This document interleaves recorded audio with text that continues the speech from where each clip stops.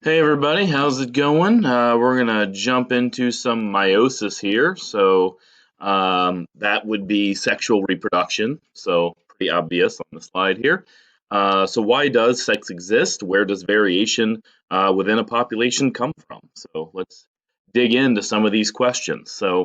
Um, Sexual reproduction highly varied. There are different ways of combining the male and female parts or cells, or however you want to go about saying that. Animals have a different life cycle from plants and algae and fungi and protists. They have some different types of cycles here, and by that I mean how long are they haploid versus how long are they diploid. Remember, haploid is just a single copy of the chromosomes, and diploid would be the double, right? Having two copies. So if you look over here on the far left at the animal diagram, you have just a little bit of time when the animals have their cells in N or in a haploid stage, and that's when we make gametes. Okay, and gametes are the sex cells. Okay, for us, that would be egg and sperm. Okay, so once fertilization happens, then the cells become 2N, and we say that that first fertilized cell is called a zygote. So that very first egg that gets fertilized by a sperm, that is your zygote. That is the first cell of what's going to become another animal. And so then they're going to go through mitosis, right? They're going to go through mitosis and they're going to keep doubling and growing. Meiosis is just to produce the gametes, and then mitosis takes over and does all the growth. And so then they're going to spend a lot of time doing that. And then ultimately, we'll need meiosis again, and we'll make some more haploid gametes, and the cycle will keep going. So if you look over here, plants and algae, they're about 50-50, right? They spend about half their time in haploid and half their time in diploid. If you look into plants some more, it's really called alternation of generations, because they have this gametophyte side, which is the haploid side, and then they have the sporophyte side, which is the diploid side. Okay, and then fungi and protists, they spend very little time as diploid, and they spend most of their time as haploid. So just kind of three different cycles here to show you that there is some variation in how things are done. Most organisms do not sexually reproduce. Okay, most organisms on the planet reproduce asexually. When you think of, bacteria and protists, and lots and lots of different types of reproduction can happen asexually. So three examples here for you. Budding. This is actually an organism called a hydra. It's in the same phylum as like jellyfish, because these little tentacles up here, are actually stingers. Okay, and in this case, the new one is budding right out of the side of the parent hydra, and so that's what budding is. Where it just buds right out of the parent. You have sprouting. It happens in trees. It actually happens in redwoods, the giant redwood trees, where a new plant will sprout right out of the roots of the parent plant. And then you have this one over here, which is called Parthenogenesis, and it's a little weird. This is a type of reproduction where there's actually no fertilization of any kind. So it's when females can reproduce without any help from a male, or even in asexual reproduction. There's no doubling or anything. It happens because there is some proteins that mimic the proteins of a sperm, and that kicks the female into reproductive mode and makes a new organism. And this actually happens in various types of organisms. There's actually some bees that do it. There's some insects that do it. There's some fish that do it. It's really quite interesting. It's pretty unique though. Parthenos actually means virgin. That's where that comes from. And it was actually in an episode of House. If any of you guys watched House, that's actually one of the cases that it has been shown.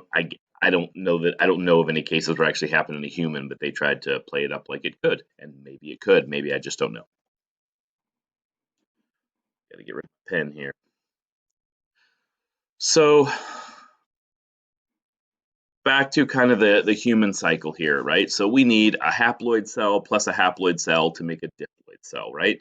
Our haploid cells have 23, which would be like an egg. Our other haploid cell, which would be a sperm, also has 23, and so the egg and the sperm unite into a diploid cell. And remember, that is called the zygote, and then that zygote will take off and do mitosis and make a whole lot more cells and actually grow that organism. Okay, so you guys should have a pretty good handle on haploid and diploid now, and I did throw some numbers down there at the bottom. Remember, the dog is very different from us. That's why we use those ends and two ends. Okay, so we will keep moving. For fertilization, we have to make haploid cells in order for fertilization to work. In order to get half our DNA from mom and half our DNA from dad and have them join, you have to have half of your DNA put into a cell or put into a gamete, right? Remember, those gametes are eggs and sperm. So these gametes are going to occur in the sex organs, right? And they're called germline cells, and they're going to happen right in these areas. So eggs are made obviously in the female, and you have the sperm getting made in the testes of the male. Plants in the anther, the little parts at the top, that's where the pollen is, and that is what contains the sperm. And then the very bottom, or the ovule of the plant, that's where the plant can generate some eggs. So same thing as female humans going to generate their eggs in their ovaries.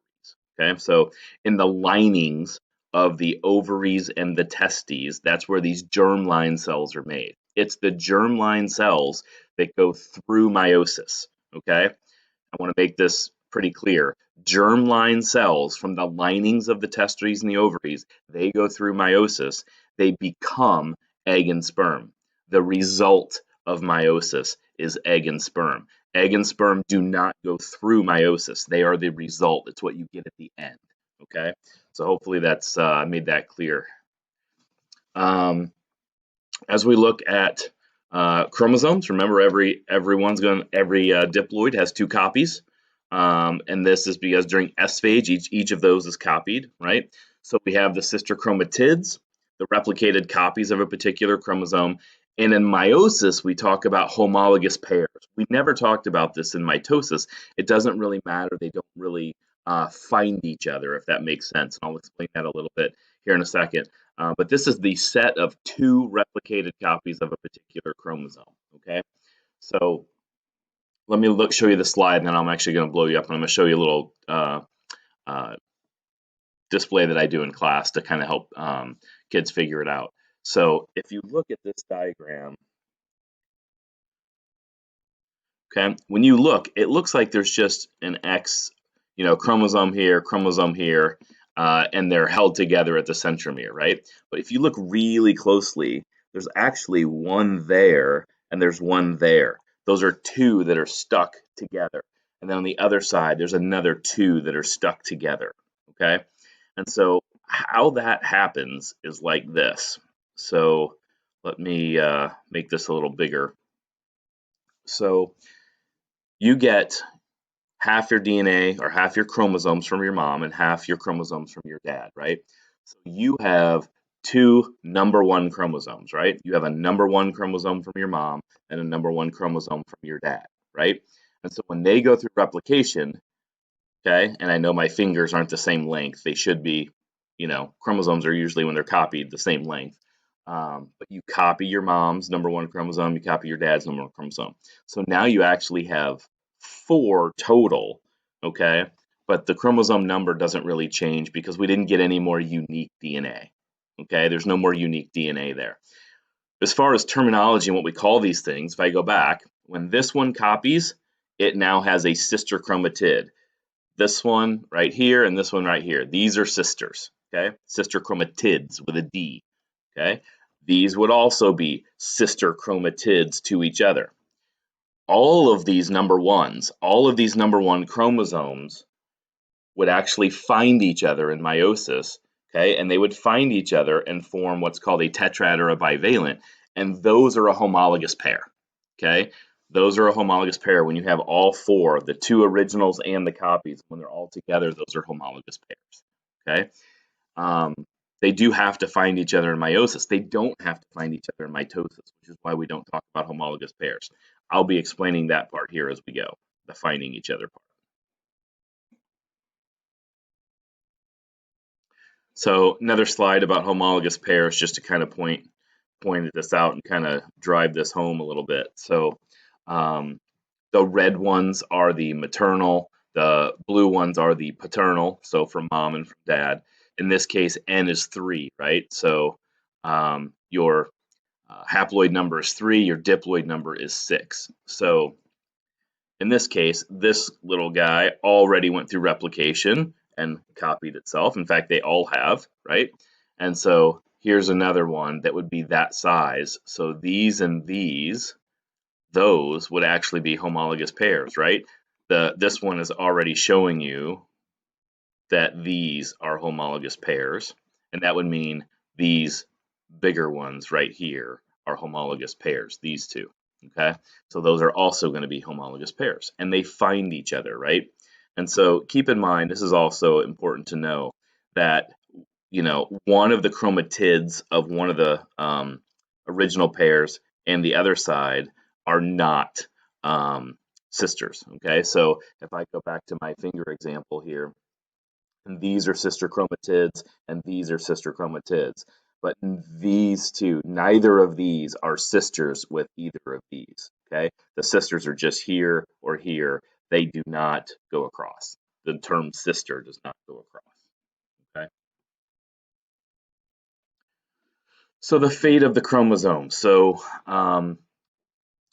ultimately, we're going to get 4 haploid cells at the end of this.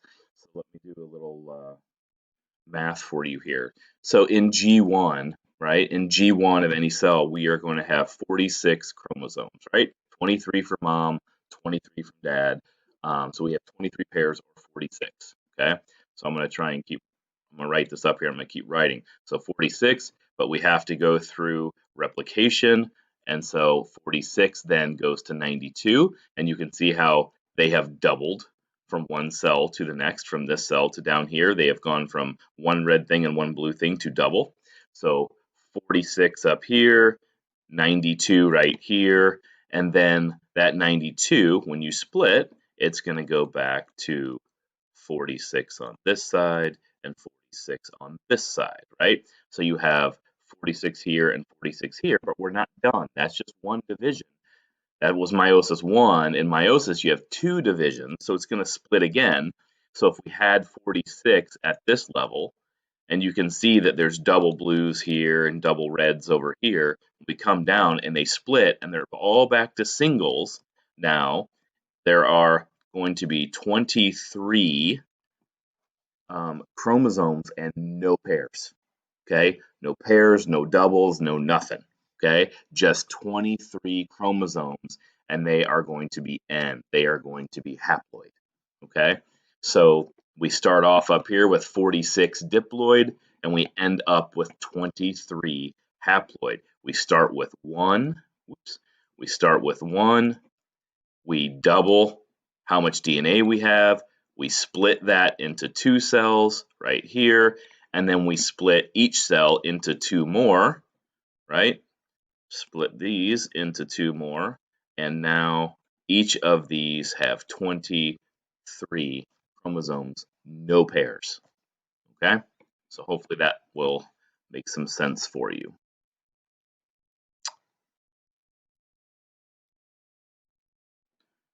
So now I think I pointed out that in mitosis we had non-reductive cell division, and in this one we are going to have reductive cell division, right? We are going to reduce the number of chromosomes from 46 to 23 in each one of those cells, right? And if I actually go back, make this point back here, these bottom cells, those bottom 4 cells down there, those are either going to be your egg or your sperm. Okay, those are the result of meiosis. Your egg or your sperm are haploid. They're going to have 23 chromosomes.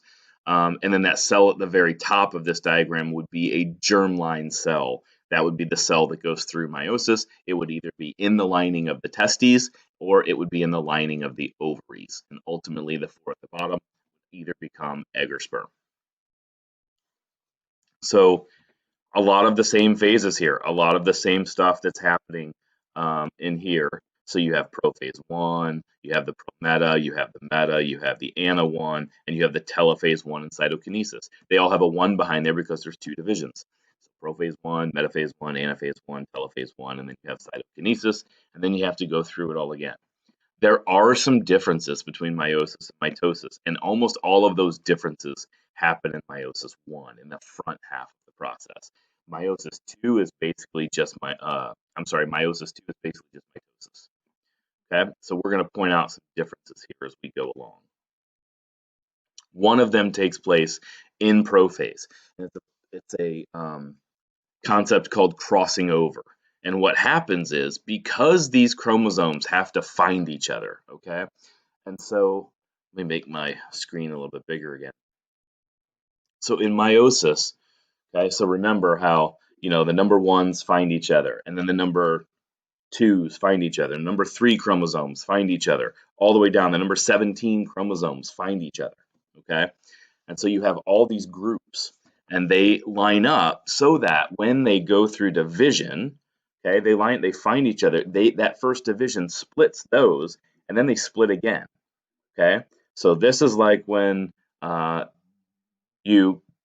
once you replicate and you have your 92, it's like this, and they go like this to 46, and then they go like this to 23. Okay, so that you have 23 in each of them. And the reason they find each other is so that ensures that every gamete, every egg, and every sperm has chromosome 1 through 22 plus an extra Y. It makes sure that every one of those eggs and every one of those sperm has a complete set of chromosomes. Otherwise, if they didn't find each other, then you had like 1s finding 17s. Well, what if the 1s ended up on this side, and then down the road, the other set of 1s also ended up on that side, and they all went this way?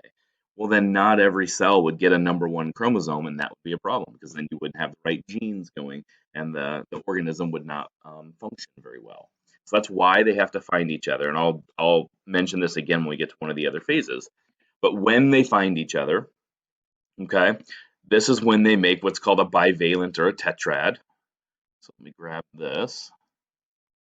So right here's the word bivalent, and that's when they're doing this, when they find each other. And this little white stuff that looks like thread that's keeping them together, those are proteins. Okay, those are some proteins that are making them stick together temporarily while they're lining up. And you can notice that right here, it looks like the reds got mixed with the blues on the interior ones. And that's what crossing over is. That's what can happen. And where they cross is called the chiasma, or sometimes the chiasmata. You might see that as well. So when they do this, you might have a little bit of crossing at the top. And now what that does, over here, we had 2 reds with 2 blues, right? Same here. But when they cross, look what happens to your options. This one right here is going to be all red. This one right here is mostly red with a little bit of blue. This one right here is mostly blue with a little bit of red. And this one here is all blue. So these are now 4 unique, those are now 4 unique chromosomes. None of them are identical. Over here, we had 2 red and 2 blue. That's pretty boring, right? That's not going to provide anything different. When you have crossing over, now you have a whole lot of mixing going on, and traits are going to be shared with other chromosomes, and now you have a whole lot more mixing that's going on with genes. Okay. So a little bit more on crossing over. So every chromatid that is produced contains a unique combination of DNA from both chromosomes in the pair. So each gamete then has a unique piece of DNA, and this is what we call recombination. So down here at the bottom, you can see very plainly that now all of those chromosomes have a very different look, and we don't know which egg and which sperm is actually going to make the offspring, right? We don't know. It could be any of these. Some of these won't get used at all, others will. And that's just for one chromosome, right? And we have 22 chromosomes plus the X and the Y. So there's a lot of different variation that can come from this, right? This is how sexual reproduction produces different organisms, and mitosis produces clones. Mitosis just produces the same thing. Crossing over doesn't take place in mitosis. So another major difference is what they look like at metaphase 1. Okay, I told you in mitosis they don't have to find each other. Okay, I'm gonna see if I can point this out. Here's mitosis, and they line up at metaphase. They kind of line up like this, right? There's just 2 and 2 and 2 and 2, and they line up kind of just the pairs line up down the middle. But the 1s and don't find each other, the 7s don't find each other, the 12s don't find each other. They just randomly line up, they get split, and that's it, right? Because there's only one division. But in meiosis, because there's 2 divisions, at metaphase, they line up 2 by 2, and it lines up 2 here, and then 2 here, and then 2 here, and then 2 here, because we want them to get split and then split again. So we want all of that appropriate chromosomes to get into all of those eggs and sperm. So one way to pick out if you're looking at mitosis or meiosis is when you look at metaphase, then you can see if they're lined up 1 by 1 or 2 by 2. Now, this difference is only between mitosis and meiosis 1 or metaphase 1. Okay, metaphase 2 is good. Metaphase 2, meiosis 2. Now I'm just stumbling over words. Let me back up. Mitosis does the 2 by 2 like this. Meiosis, metaphase 1, 2 by 2 this way. Meiosis, metaphase 2 is going to look exactly like mitosis. That's what I was trying to say earlier. In this is M1. I'm going to put a 1 behind here. This picture right here is M1. If this were metaphase 2, it would look exactly like this one, right? Because you would already have split that DNA once. And so you would only have 46, so they wouldn't be able to find each other anymore. Okay? Sorry, I got that a little messed up. Hopefully I cleared it up for you. So, kind of an overview, okay, of what's going on here with all of the phases. So meiosis versus mitosis. So remember in mitosis, our little nickname for it was ITMAT, right? Interphase, prophase, metaphase, anaphase, telophase. In meiosis, we call it ITMAT, PMAT. So it's almost a repeat of itself, but there is no replication. There's no interphase right here, which means there's no S phase. So we only copy once, okay? So again, you can kind of follow here along with the haploid and diploid part of what's going on. And I can write some numbers up here that this is like 46. This would be 92, right? Still 92. Here we're going to have 46. Well, just about right here. Once it splits, 46, 46, still all the way to here. And then finally in the last row, we're going to get to 23, right? And so you have 46, you replicate up to 92, it stays 92 until you split, it splits into 46, and it stays 46 until you split again all the way into 23. And remember, these bottom 4 down here are either egg or sperm. They are haploid, and they do not have pairs. Phase 2 of meiosis, I'm not even going to say a whole lot about because it is basically the same as this. If you look at the pictures, you will notice that meiosis 2 is basically mitosis, right? We have prophase, we have all the same things that happened in prophase of mitosis. You have the chromosomes condensing, you have the nuclear envelope breaking down, you have the spindle fiber starting. In metaphase, you're lining up, and here you just have one pair on top of another pair, all the way down, right? And that's it. No 2 pairs anymore. Now it's like this, right? Now they're they're under each other, going all the way down. Anaphase works the same. Telophase and cytokinesis work the same. There's no big surprises there. Okay. So again, meiosis overview. Fundamentally, meiosis serves two purposes: produce haploid cells, and those haploid cells are down here. Okay, here's our haploid cells, 4 individual haploid cells, and we call these gametes. Okay, these are the gametes. I'm just going to put GAM for abbreviation.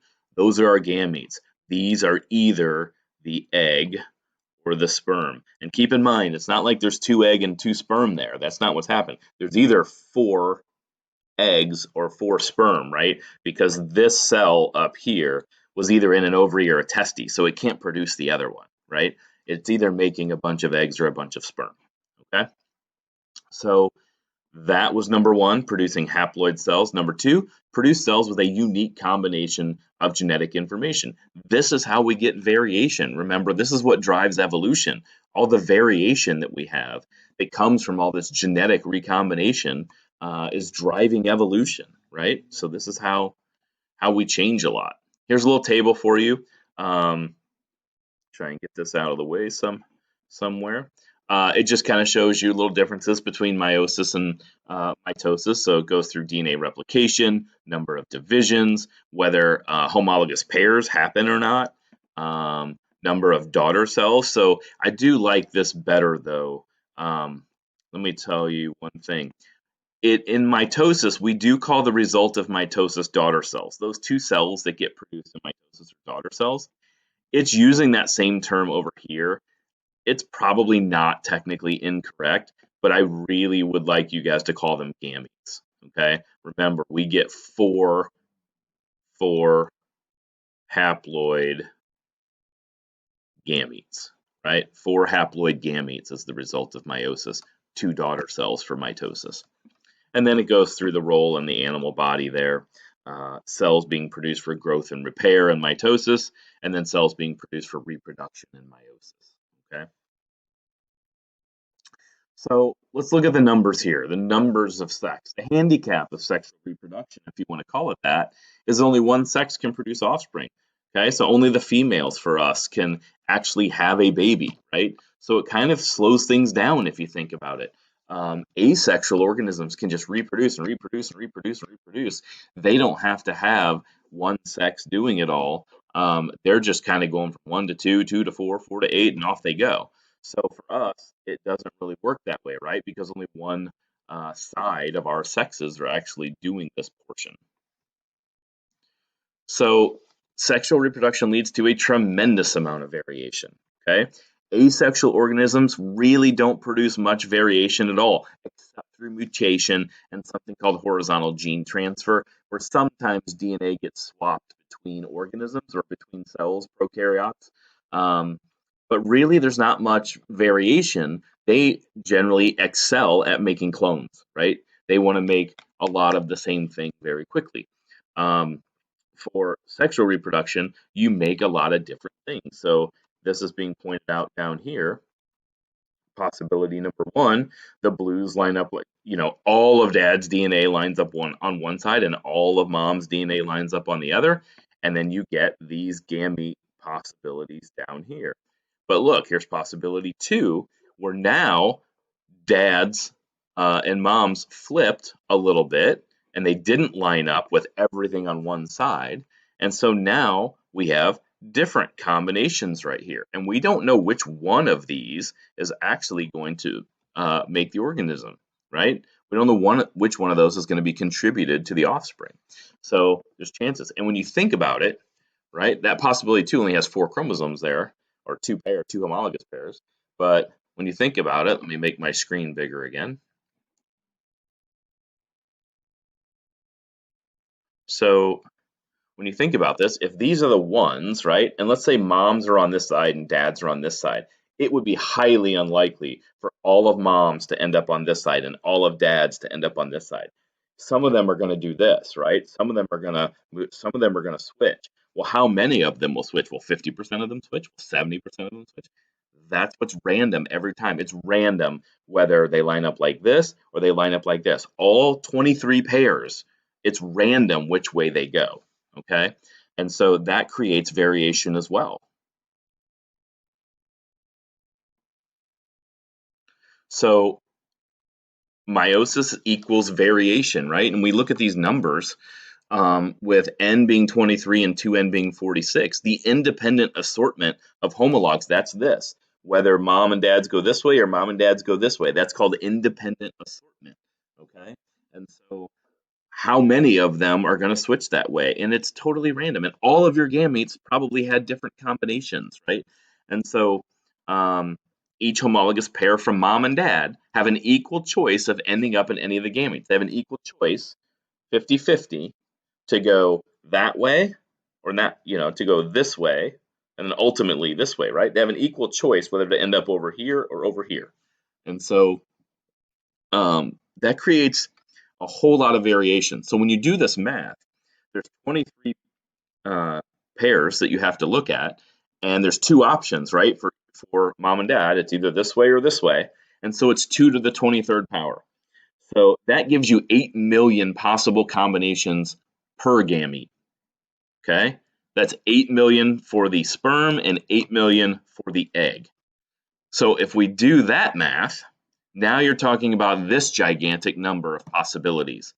That doesn't account into that does not take into account crossing over. So add crossing over into this, and how many of those would cross over? How many would do it? Would it happen more than once? Would it happen at the top and at the bottom of the chromosome? And where exactly? Where would the divider be? Which gene would end up on this part, and which gene would end up on this part? So many different combinations. So this is why a lot of times siblings look very much alike. Sometimes they look nothing alike, right? Because of all these different combinations coming from parents, there's lots of different ways that offspring can look. So I actually have 3 cousins that come from the same parents, and they're 3 sisters. And the oldest one has dark hair with dark eyes. The middle one has red hair with green eyes, like she looks like she's from Ireland. And the youngest one is blonde hair, blue eyes. And so they came from, all 3 girls came from the exact same parents, but they got very different combinations in how they look. You might not think they would be sisters at all if you saw them together. So pretty interesting. This is how we get a lot of our variation, okay? So here's something called a karyotype. A karyotype is just a picture of all of the DNA together, okay? So this is a karyotype, okay? And it's kind of sorted. And so you might look at, somebody's chromosomes kind of turn out in a pile at first. You take a blood sample and you get it down to the cells and you look at them in a microscope, and then they're kind of digitally cut out and placed in these pairs, right? You kind of digitally pair them up, and you can kind of tell here what's going on. Here's chromosome 1, 2, 3, 4, 5, all the way down to 22, and then you have your sex chromosomes, like an X and a Y, okay? And so you can probably tell that chromosome 1 is the longest chromosome, okay? Chromosome 22 is the shortest chromosome, okay, besides the Y over here. So 1 through 22 are actually called autosomes, okay? 1 through 22 are called autosomes, and then the X and the Y are the sex chromosomes, okay? And females are going to have 2 X's, and a male is going to have an X and a Y. So which one does this how do we know if this karyotype is from a male or a female? Well, there is only 1 X and 1 Y, so that means we're looking at a male, okay?